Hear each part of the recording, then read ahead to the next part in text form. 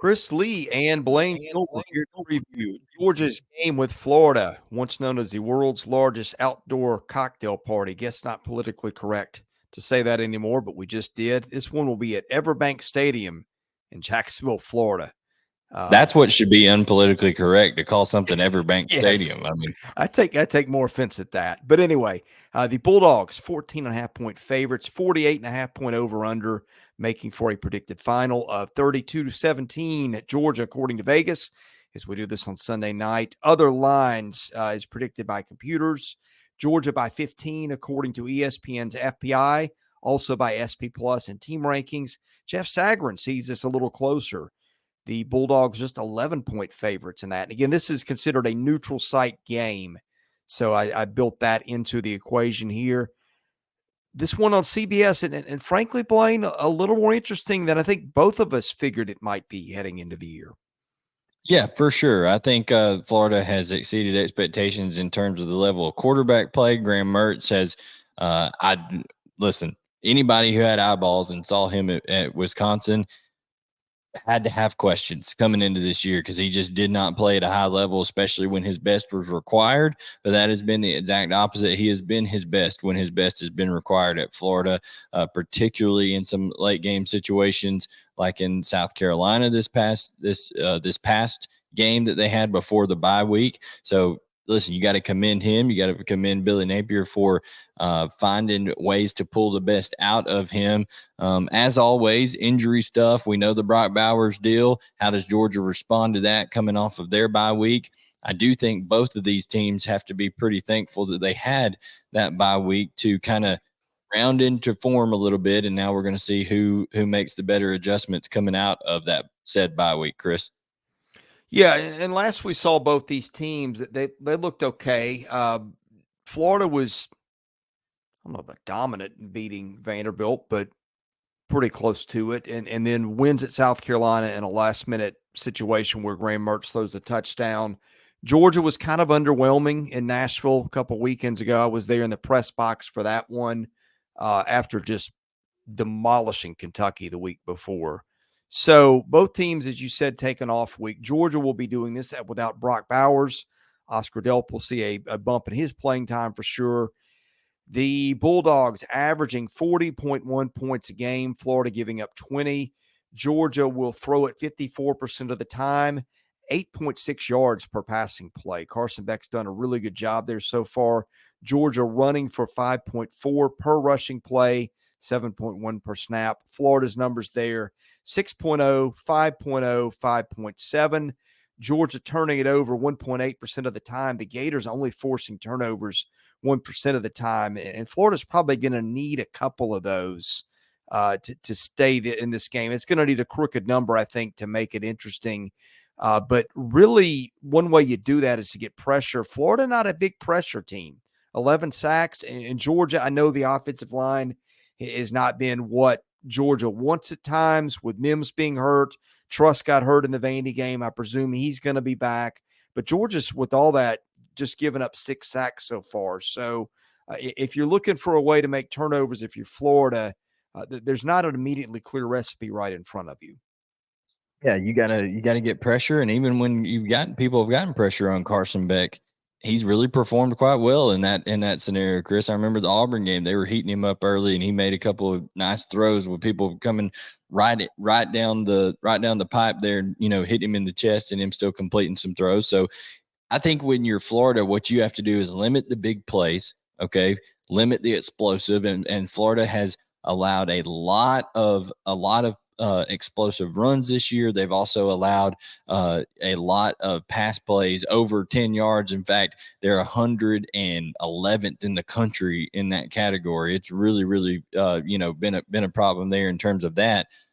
But I think the bigger issue that you're talking about here, Chris, for Florida's defense is, how does the run defense show up? Because 280 yards they gave up to Ray Davis. Now, I think Ray Davis is one of the best running backs in the country, and Georgia does not have that this year. But what Georgia does have is they have maulers up front on the offensive line. And also, Florida gave up 152 yards, even accounting for the sack yardage, to South Carolina on the ground.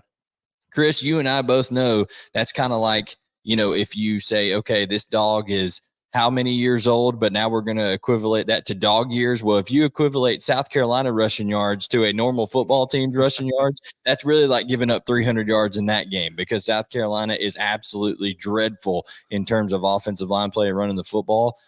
So I think that is a concern. Can they stop the run? Georgia's going to want to try to establish it early with Dejan Edwards, Kendall Milton. You mentioned Amarius Mims. Georgia could be getting, and is probably going to be getting, Amarius Mims back for this game. So that would move, if that happens, that would have Amarius Mims at right tackle. That would move Xavier Truss back to his original position of left guard. And they are also likely to have Austin Blasky, who is their 6th offensive lineman that they have not had the entire year to this point. So Georgia could get very, very healthy on the offensive line, despite the injuries, with Brock Bowers being the focal point right now. Now the question is, can Georgia and operate without their security blanket, right? When things went awry, Brock Bowers was the guy they found. This bye week, have they been able to establish ways to find guys that can relieve that pressure? Because if I'm Florida, Chris, I'm going to test it out early and say, okay, let's see if you can handle some extra pressure, some blitzes, some things like that with, without one of the best players, maybe the best player in college football on the field. I mean, isn't that something you would do if you were Austin Armstrong? Yeah, I think you're going to have to. I just think Georgia's the better team in this. Again, you're going to need a positive turnover margin to win this one, and I'd give it a shot, especially if you've got a little, I don't know if discontinuity is the word, but guys moving around and getting used to playing together with this guy here and that guy there. And Florida does have some speed. It's also got an ace corner and Jason Marshall Jr. Now, here's the question I have for Georgia. Bowers left that Vandy game, I think, the 3rd quarter, and Dominic Lovett had his biggest game as a Bulldog. I think 9 catches in that one, caught a long touchdown, if I recall correctly. And I think he had caught some of those balls before Bowers got hurt. So it's not like, oh, Bowers went out of the game and then that's where they win. It felt like they were doing some of that already, which leads me to think they might keep feeding him a little bit more. Yeah, I think it did change, though, Chris, in terms of how they were getting the ball to Dominic Lovett once Bowers was out of the game, because you were at that game. You remember Vanderbilt throws a pick right before half, right? It's like 35-something seconds left. Georgia's up 17-10, and they go on a 2 or 3 play drive to end up scoring a touchdown from midfield. Well, the second play in that drive was 4 verts. So that means all 4 receivers going vertical down the field. And if you're the inside receiver and you get a certain coverage, you can start to bend it inside. Well, we've seen this concept before. Georgia did the same thing in a critical drive at Auburn. It was Brock Bowers who was covered tightly, and Carson Beck threw it back shoulder to him. The exact same concept. Brock Bowers is out. They insert Dominic Lovett in that exact spot. Same coverage, tight coverage. Carson Beck, same results, throws a back shoulder throw to Dominic Lovett. So to your point, I think you will see more 10 personnel, 11 personnel, 10 personnel. I don't think you'll see quite as much 12 personnel, 1 back, 2 tight ends. I think you'll see 1 back, 1 tight end, 1 back, no tight ends. They may go a lot of empty and things like that. But I think Dominic Lovett and Oscar Delp will be inserted into that kind of role. And I think Carson Beck will have had this week to get a lot of better rapport with them. But Dominic Lovett is a guy who had 900 receiving yards almost in the SEC last year. And oh, by the way, Ra Thomas was the leading receiver at Mississippi State. These guys were brought in for a reason. Now Florida is going to have to defend them. They gave up 313 passing yards to Spencer Rattler in South Carolina. In their last contest. So we'll see how that secondary is able to hold up. And keep this in mind too. I don't know if this is a good thing or a bad thing, Chris.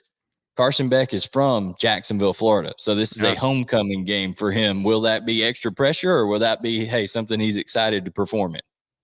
Yeah, and also Ladd McConkey back for Georgia, who's missed some time too. So Georgia getting healthy in some places here, even if Bowers is out. All right, when the Gators have the ball, 29.1 points a game, Georgia giving up 14 flat. Florida passes at 53% of the time, 7.2 per pass play, 5.1 per rush play, 6.2 per snap, which is pretty good, better than I would have thought.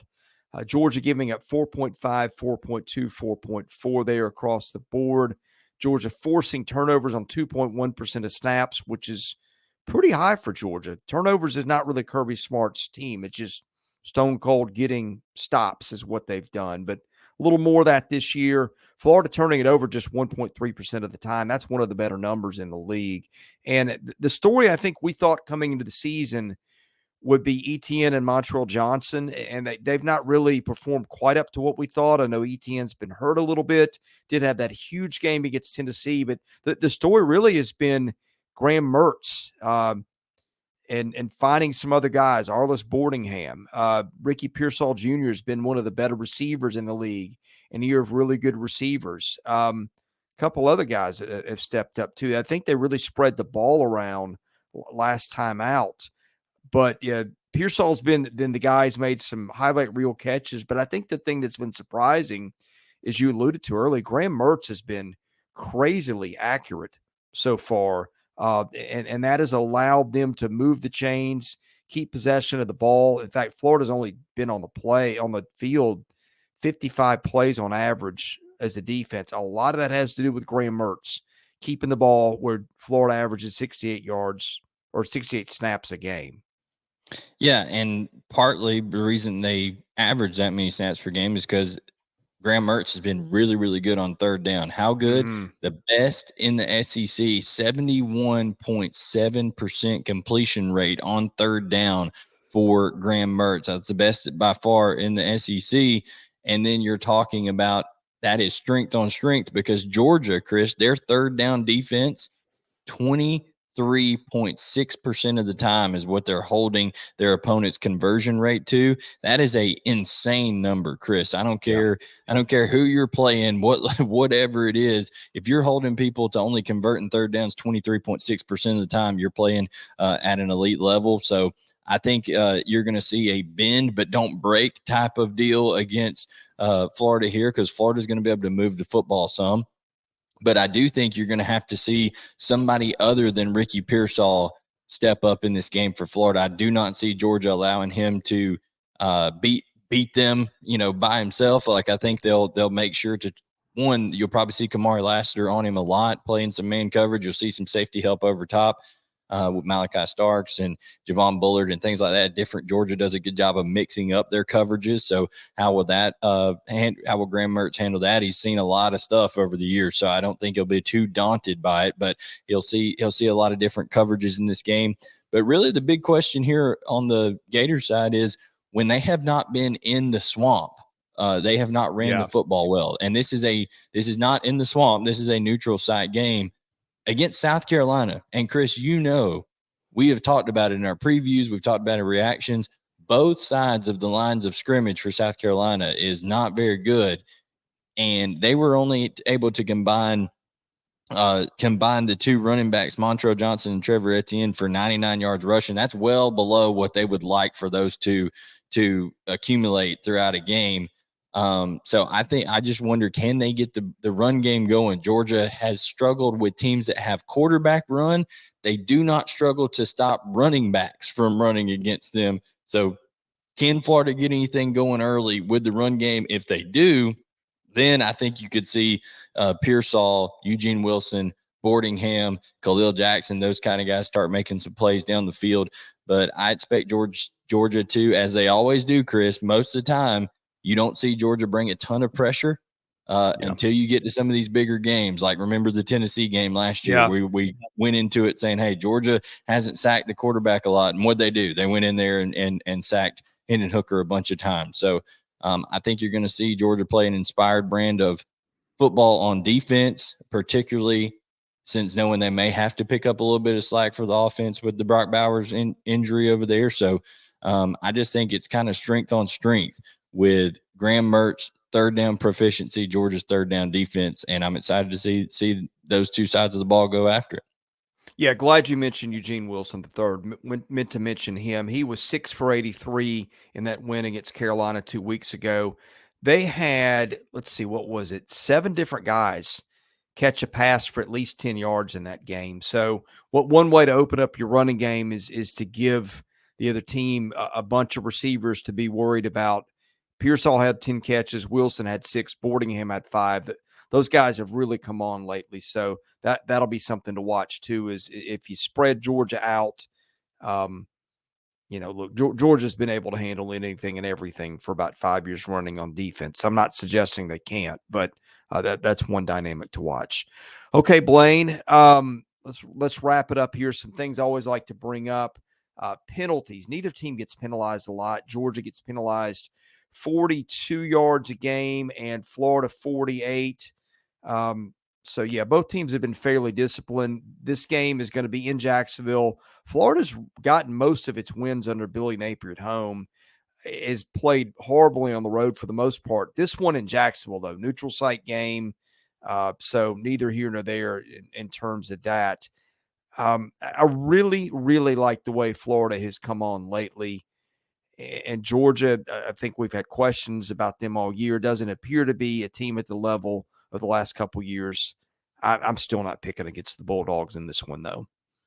Yeah, and I think, Georgia is basically a victim of their own success when it comes to comparisons, right? People are comparing them to the 2021, 2022 version of the Bulldogs, whereas I still think this is one of the best teams, if not the best team in all of college football, when they're zeroed in, ready to go, playing their best football like they did against Kentucky, a team, mind you, that absolutely blew the doors off of Florida in Lexington. So I think you'll see Georgia come out and play, like I said, an inspired brand of football on both sides. Kirby coming off a bye week, it's just hard to bet against him.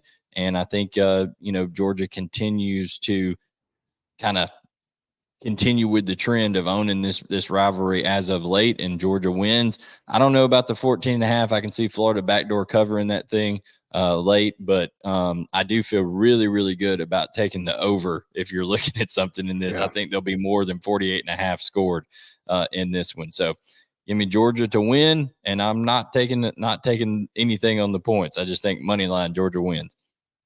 All right, we're going to preview every single SEC football game of this week, week 9. We're doing this Sunday night, and so we'll have everything out Monday morning for you. Also doing basketball stuff with the season coming, and we're doing a daily football show about 11 to 11:45 Central every day, so hope you'll catch that. For Blayne Gilmer, I'm Chris Lee. We're Southeastern 14. We appreciate you watching. We'll see you again soon with more Southeastern Conference sports content.